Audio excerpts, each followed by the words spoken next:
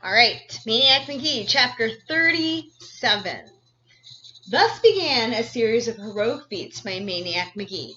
At 20 paces, he hit a telephone pole with a stone 61 times in a row. When the once-a-week freight train hit Elm Street, he started running from the Oriole Street dead end on one rail and beat the train to the park. No sweat. He took off his sneaks and socks and walked nonchalant as you please through the rat-infested dump on the foot of Rayco Hill, the mysterious hole down by the creek, the one you would never reach into, even if you dropped your most valuable possessions into it. He stuck his hand in and his arm in, all the way up to the elbow, and kept it there for the longest 60 seconds on record, and pulled it out dirty, but still full of fingers. He climbed the fence at the American bison pen at the zoo. He'd suggested this feat himself. Everyone else scoffed, and while the mother looked on and kissed the baby, he kissed the baby buffalo. Side note: nobody knows why Buffalo became bull in the jump rope song. History often gets things wrong. So it went through February and March of that year, a feat a week. To much of the town, hearing about these things, it was a simple case of the legend adding to itself, doing what legends do. To Russell and Piper McNabb, it was a case of boosting their importance even higher in the eyes of the other kids. Was it not as the brothers' directions that Maniac Magee performed these deeds? And who, after all, in the more amazing, the lion or the tamer? As for Maniac, he understood early on that he was being used for the greater glory of Piper and Russell. He also understood that without him, they would not be going to school every day. For the McNabbs, there was nothing free about public education. A tuition had to be paid. Every week, Maniac paid it. And besides, he loved to meet the challenges that they cooked up for him. And then one day, they gave him the most perilous challenge of all. They dared him to go into the East End. Chapter 38. The witnesses, there was twice 15 this time, went with him as far as Hector Street. They halted at the curb. He crossed the street and went out alone. Piper megaphoned after him, "Maniac, come back! We're just kidding! You don't have to!" Maniac just waved and went on. He knew he should be feeling afraid of these East Enders, these so-called black people, but he wasn't. He was afraid of any trouble he might cause just being there. It was the day of the worms, the first almost warm, almost after the rain night day in April, where you bolt from your house to find yourself in a world of worms. They were so numerous here in the East End as they had been in the West End. The sidewalks, the streets, the very place where they didn't belong. Forlorn, marooned on concrete and asphalt, no place to burrow. April's orphans. Once, when he'd been little in Hollingsdayburg, he had gone along with his toy wheelbarrow, carefully lifting them with a borrowed kitchen fork until the barrow was full, then dumped them into Mr. Snavely's compost bin. And sure as the worms followed the rain, the kids followed the worms.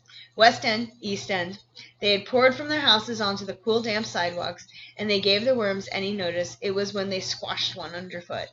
And so as Maniac moved through the East End, he felt the presence of not only one, but two populations, both occupying the same territory, yet each unmindfully of the others, one yelping and playing and chasing and laughing, the other lost and silent and dying by the millions. "Yo, fish belly!" Maniac snapped too. He glanced at a street sign. He was 4 blocks from Hector, deep into the east. Mars Bar was dip-jiving toward him, taller than before, bigger, but still scowling. "Hey, fish! Thought you were gone!" Maniac turned to face him fully. Mars Bar did not stop till he was inside Maniac's phone booth of space, inches from his face.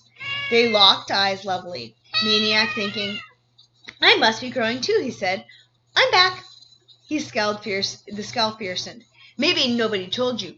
I'm badder than ever. I'm getting badder every day. I'm almost afraid to wake up in the morning." He leaned in closer, "'cause how bad I might have gotten overnight."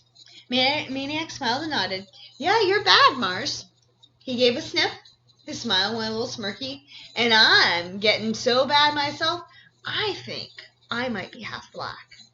Mars's eyes bulged. He backed off. The scowl collapsed. He had howled with laughter. His buddies, who were hanging back, stared dumbly. As Mars unwound from his laughing fit, he studied Maniac up and down, aware, too, that Maniac was studying him. When he could speak again, he said, "Still some ragged clothes, though, there, huh, Fish?" He lifted one foot, pose. "I see you looking.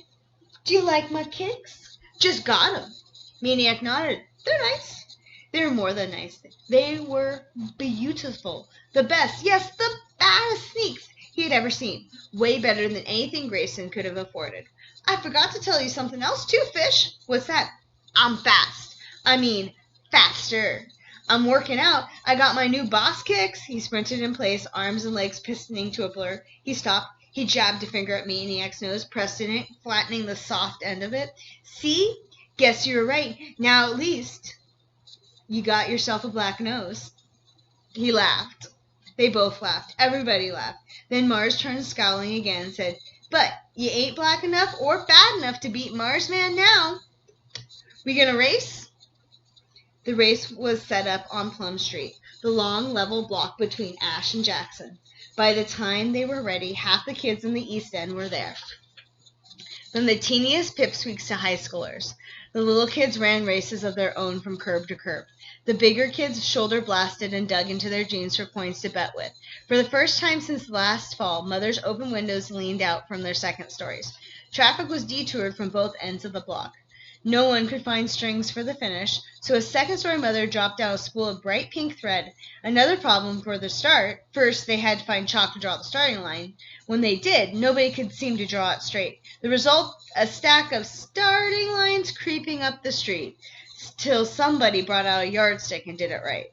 The next problem came when the starter, Bump Gillian, who was also Mars Bar's best pal, called, "Get ready," and someone in the crowd yelled, "That ain't you the way you say it. You gotta say, 'Take your mark.'" Well, everybody jumped in then. There was shoving and jawing and almost a fist fight over the proper way to start a race. Finally, there was a compromise, and Bump called, "Get ready on your mark," at which point someone else called, "Go Mars!" and Bump turned and snarled, "Shut up! When the starter starts, there's no noise." So naturally, someone else called, "Smoke 'em, Mars!" And then came, "Waste 'em, Mars!" And then, "Do it, Barman!" And they might still be calling to this day, if not for a very single voice separately from the others said, "Burn 'em, Magee!" It was hands down, laughing and pointing from his perch on the roof of a car. Bump jumped into the setup. "Get set! Go!" And the long last mossy from their weight at the starting line, they went.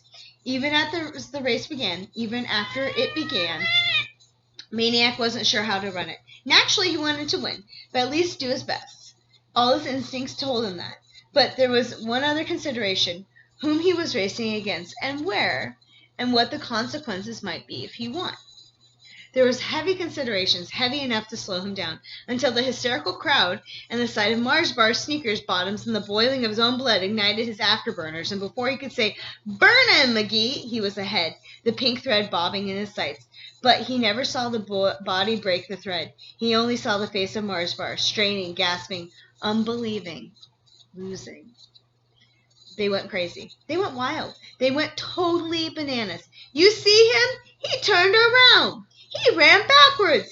He did it backwards. He beat him going backwards." Mars Bar tried. He shoved Bump. You started too fast. I wasn't ready." He shoved the thread holders. "You move it up so you could win. I was gaining on him." He shoved Maniac. "You bumped me. You got a false start. You cheated." But his protesters drowned out by the pandemonium. "Why did I do it?" was all Maniac could think. He hadn't even realized until he'd crossed the line that he regretted it instantly. Was it enough just to win? Did he have to disgrace his opponent as well?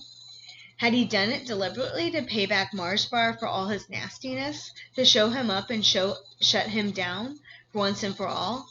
His only recollection was a feeling of sheer joyful exuberance, himself in the celebration shouting, "Amen!" in the Bethany church, blasting John McNabb's fastballs out of sight, dancing the polka with Grayson. Maybe it was that simple.